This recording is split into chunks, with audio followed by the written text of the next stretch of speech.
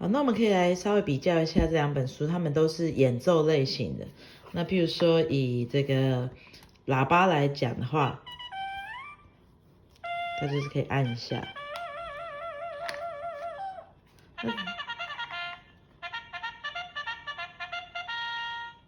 差不多的音节长短。不过呢，这一本书它是用这种拉页式的，所以如果我还要再听一次的话，必须要再拉一次。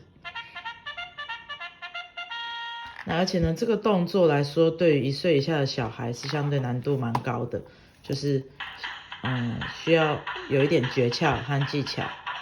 对。那当然，它有中文化也是一个还不错的优点。欢乐的森林乐队。